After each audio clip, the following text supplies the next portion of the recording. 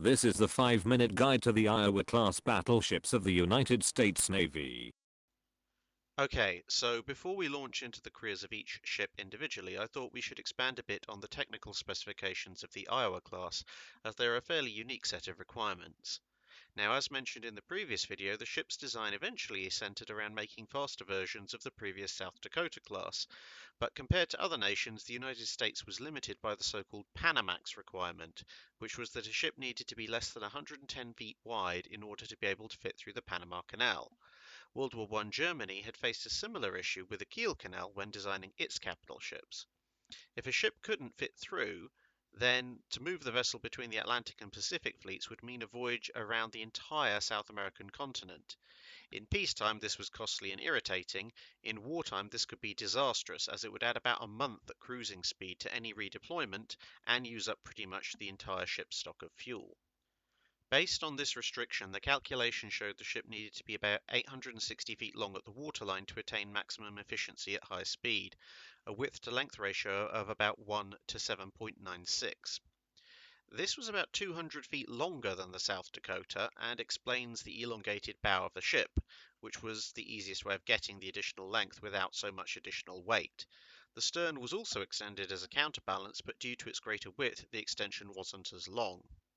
However, this approach did have its drawbacks, the main one being that the long, narrow profile of the ship's bow meant it didn't have a lot of reserve buoyancy or resistance to vertical motion in this area, which resulted in the ship pitching quite heavily in rough sea conditions to the extent that when operating in the North Atlantic after World War II with the HMS Vanguard, it was found that the British ship was capable of fighting in quite rough weather, whilst the Iowa's forward guns were disabled by approximately half the Atlantic pouring over the main deck.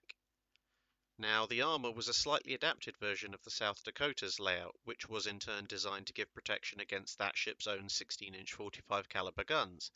This was done for two reasons. Firstly, the Iowa was originally supposed to carry the same armament, and secondly, because, as we noted in the previous video, the vast majority of the additional weight in the Iowa class was going into making the hull large enough and engines powerful enough for high speed.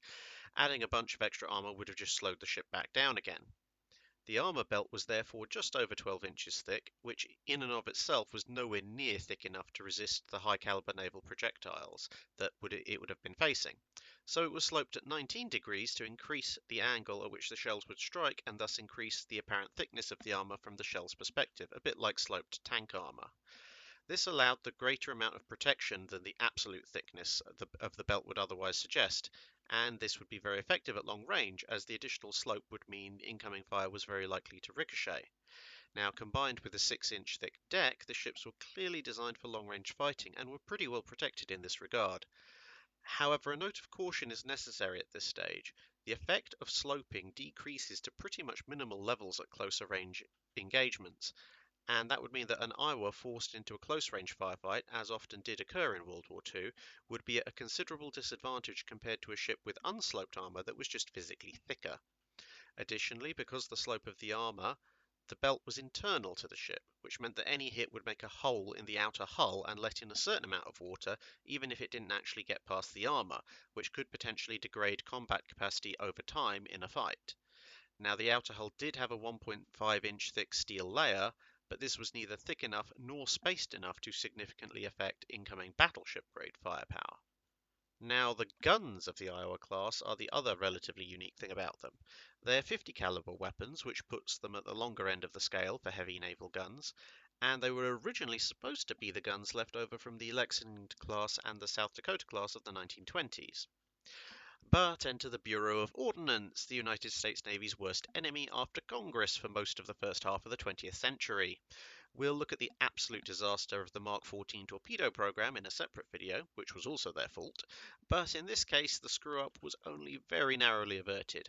Now, obviously a bigger gun weighs more and therefore needs a bigger and stronger turret and barbette. As the barbette in particular is part of the ship's structure, this needs to be sorted out at the design stage. But this larger setup with 50 caliber guns would have put ships overweight. So the Bureau of Ordnance designed a turret that could fit the big guns in a smaller barbette and showed this to the General Board and the Bureau of Construction and Repair, who would actually be building the ships. So they went off happily to build the ships within the weight limit right up until the designs were being finalized, when it turned out that despite coming up with this more compact design, the Bureau of Ordnance had gone right back to working on the larger turret immediately after the first meeting. And of course, the two couldn't fit together, and it looked like the whole thing would have to be scrapped. But luckily, they were able to throw together a new design 50 caliber 16-inch gun that would then become the ship's primary armament, albeit at increased cost as they had to make a bunch of new guns. The older guns ended up being sent to coastal fortifications instead. And finally, to increase the gun's lethality, they were equipped with the Mark 8 Super Heavy shell. This was an armor-piercing shell that was considerably heavier than the average 16-inch shell, and this was again part of the long-range engagement plan, as a heavier shell would mean lower velocity, but also a steeper angle of fall. This would reduce effectiveness against belt armor compared to a lighter, faster shell coming in at a shallower angle, all other things being equal. However, at long range, the extra mass and the increased angle meant the shell would be much more effective against deck armor, as it would be coming in closer to vertical. And of course, at short range, it's still a 16-inch gun, and just ask the Bismarck how well a ship's upper works withstand those kind of things at close range. So that's a little bit more about the armor and guns of the Iowa class.